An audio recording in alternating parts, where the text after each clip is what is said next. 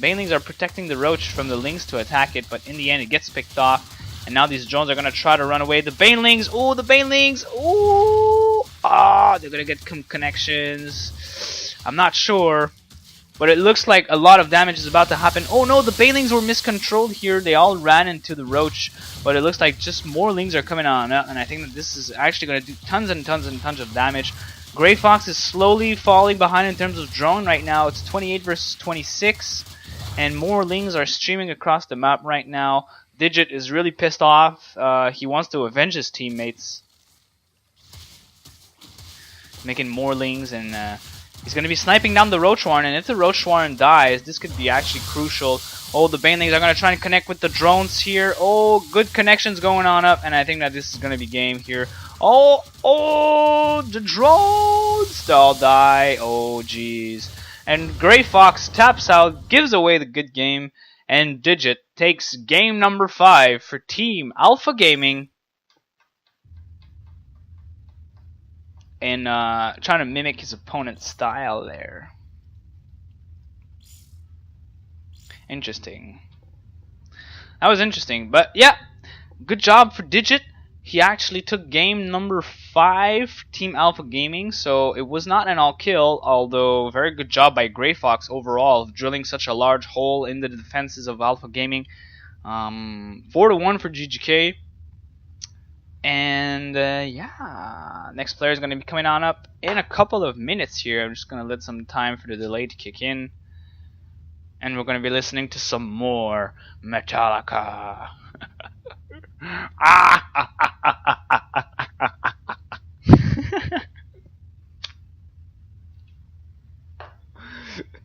I can do a bunch of funny faces with my face. And now that I'm full screened on you guys, you can't do anything about it. You are forced to watch me act like a retard. What you gonna do about that? I'm just gonna close the stream, man. That's what I'm gonna do. Shit, you're right. I'm screwed. Stay professional. And that's exactly what I'm gonna do.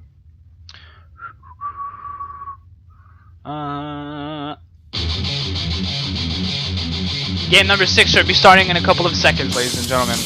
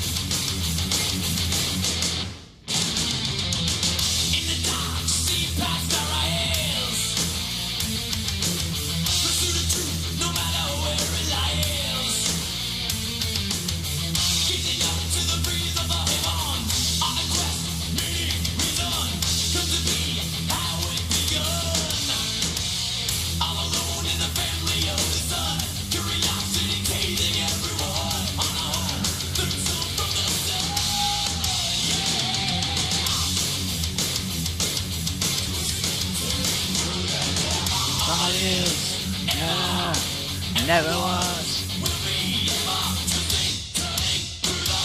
Don't you like this aura of like death and blood?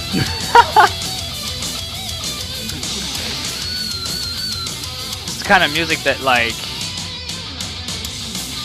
you listen to when you're pissed off and you feel invincible.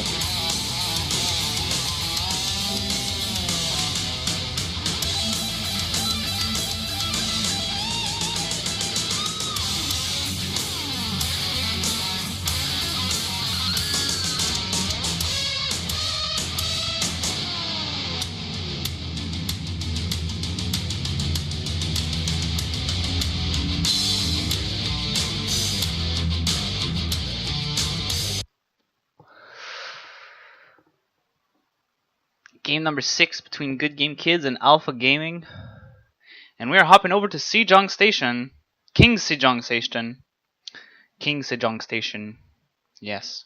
And, yeah, there's another Zerg vs. Zerg going down. And yeah, we have our second new member spawning in the bottom right for Team Good Game Kids. He's been part of us for like a day or two as well. Both of the diamonds that we had today are just the new recruits, and they're clearly demonstrating their skills up until now. I mean, I'll say for Grey Fox, but it is the purple Zerg, Akos. Akos. Well, I think it's the name of a Greek god. If I'm going to assume, I'm not certain of what I'm bringing up here, but I think that Akos sounds. I think it's the name of a Greek god, because I remember when I was in high school, I had courses. I had Latin class. Yes, believe it or not, I actually learned Latin in high school. And like once per month, our teacher was cool enough to just forget about all of the Latin bullshit theory, and he would just give us like a course of mythology. And basically it was just like talking about the Greek mythology, and he would be like a storyteller sort of. It was really, really cool, you know, like telling us the story of mythology of the Greek gods and how the humans would interact with it. And there was there's a lot of morality that goes with the mythology that's really, really cool. I liked it a lot.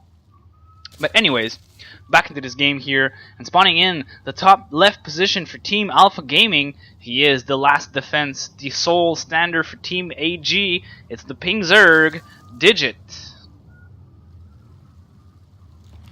Digit. I wonder if it's Digital Chaos on a Smurf. Game paused. Is it Digital Chaos on a Smurf? Probably not. Because he's Digimon right now. Oh well. I'm asking for a little pause here. Yeah. ZVZ on this map. I love ZVZ on this map because I'm a Mutalisk King player. I like to go Mutalisks, and this map is really, really cool for Mutalisks. It's very, very wide. It's very long. You have a lot of time to get your mutas out, and once you get your mutas out, you have a lot of angles of harassment, especially over at the natural here. This is like a super, super easy to super easy to attack spot with mutas. These gas are super exposed. It's very easy to pop in and get some free stuff all around. Yeah. Pandora. Pandora, and Digit here is gone for the same build as last time. He's going for Pool Hatch Gas, which is like probably the most safest build in the book for Zerg. It's pretty much good versus everything that any other race can throw at you. If it's like a super hardcore proxy, you can just cancel this. You have your gas already up, etc, etc. And Akos on his side of things has went for the Hatch Gas Pool. I like this opening on this map. It's going to be favoring him getting a little faster Zergling speed, although his opponent already started mining gas, so Digit might be the one who's going to be getting the faster link speed, but he's going to be a little bit delayed on his hatchery. I guess it's not so bad. Each player have their own style, and they're going to be adjusting it to how the other player is going to be playing. We'll have to see what's going to be going down. In the meanwhile, as the pool is going to be finishing, Akos is going to be most likely getting his double queens out. Extra queens are being popped over here. Oh, but Digit seems like he's delayed his queen with this build. His queen is actually super late. Usually the second queen is up, like queued up after the first queen right when this hatchery finishes. Like when the hatchery finishes, that's where the other queen finishes, and you can get like the double inject cycle pretty much.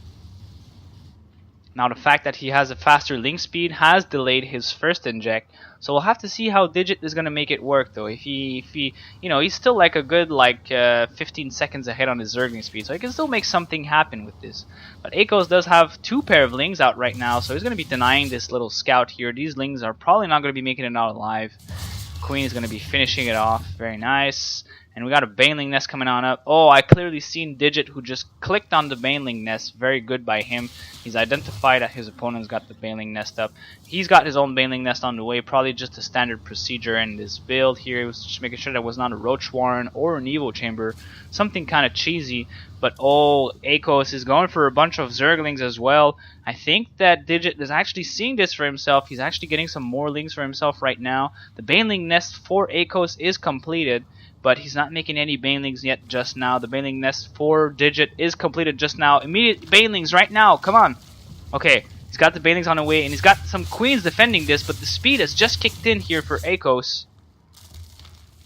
and he's going to be the one making some banelings back at home. An Evil Chamber and a Spine are also being added to this, and a defensive Roach Warren, perhaps to just trying to wall off and have some emergency contingency plan. Oh, good baneling connection there. A lot of lings have died at that. 7 lings have died at that little baneling bust right there. More banelings are being morphed on the high ground for Digit. Digit is on the defensive stand, but he does have more drones. It's 22 versus 18, and as long as he can withstand this pressure here, I think he's actually going to be fine. He has 4 queens for himself, 3 queens actually. All the queens are on the low ground. Oh, major connections! Whoa! Major connections going down here for Digit. This is really good for the pink Zerg right now. He's killed a lot of lings in exchange of not a lot of banelings. And oh my god, look at this. The banelings that detonate don't count as a lost unit. Only the banelings that seemingly have been killed. Like, you know, if the ling attacked the bane and the baneling dies, then it's counted as a lost unit. But if the baneling uses his attack, it doesn't seem like it's actually counting as a lost unit. So that's an interesting fact about the Game Heart UI that I didn't actually notice even myself up until now. And Akos is just like keeping streaming on the Zerglings here. More reinforcements are coming on up, but now he's switched back into drone, and we see that +1 car pace is on the way here for Digit. So this is a good decision. I like it. It's gonna force him though to do some damage afterwards. If Akos were to like flip around, stop this aggression at once, make drones, get a lair, he could potentially out-tech his opponent. Although Digit is getting his second gas already, he has more drones for himself. But yeah, both players are just realizing that the aggression is now going to be stopping. Is Digit going to be seeing this? Oh, I think he's going to be seeing this, yeah. I think he's seen this, yeah. He sees this completely right now. He's aware that this is going down. And there's pretty much nothing you can do about it right now because there's a lot of lings there. So running out banelings this way all around is kind of a risk. It takes somewhat a certain amount of time. And it's all, I don't know.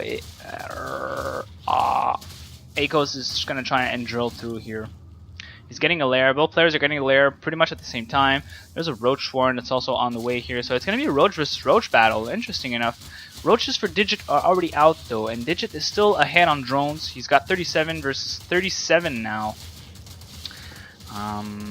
More roaches are being added to this, and the +1 carapace is going to be a huge game changer here. Akos doesn't have any Evo Chamber at all for himself, so this means that his roaches are going to be 0-0 for a long time. I suppose that once this +1 armor is completed, +1 missile attack should be the next upgrade to be queued up onto this build. But at the same time, Digit is going to be going over and taking a third base for himself. The rocks are about to fall here. And Akos, we'll see what he has to do. Is he going to try and just run up in there and see what he can do? Oh, the banelings! Oh, Jesus, huge connection there. That was very nicely played from Digit. He had completely anticipated that going down. And this Sacrificial Overlord is going to be getting in here. And he's going to be seeing that there's a lair that's up. But he's also seeing the roaches right now. Akos is now aware of the attack that's coming on up. The army supplies is 42 versus 38.